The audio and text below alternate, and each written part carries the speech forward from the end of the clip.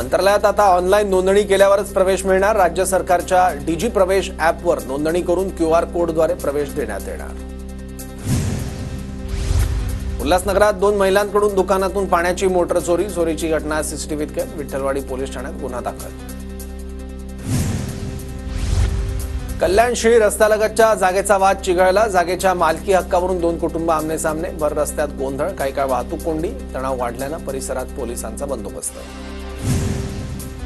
कल्याणमध्ये माजी नगरसेवकाला मारहाण केल्याचं प्रकरण। शिंदेंच्या शिवसेनेच्या महिला कार्यकर्त्या आक्रमक। महिला कार्यकर्त्यांचं पोलिसांना निवेदन देत कारवाई करण्याची मागणी।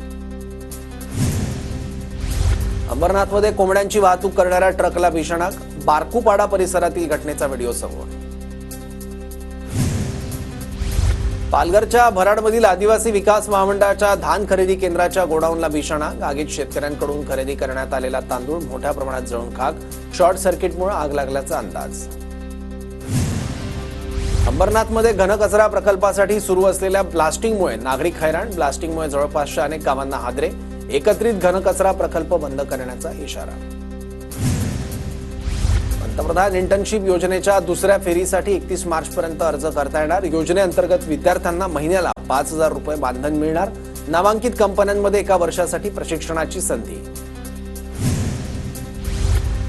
जुन्नर तालुक्यातील विघ्नहर सहकारी साखर कारखान्याचे सत्यशील शेरकर नवे अध्यक्ष, तर अशोक घोलपांची कारखान्याच्या अध्यक्षपदी निवड। सर्व संचालक मंडळाच्या एकमुखी पाठिंब्यानं बिनविरोध निवड। पुण्याच्या इंदापूरमध्ये सण उत्सवाच्या पार्श्वभूमीवर भिगवण पोलिसांकडून रूट मार्च। कोणते आक्षेपार्ह विधान करू नये, जातीय सलोखा जपावा, भिगवण पोलिसांकडून आवाहन।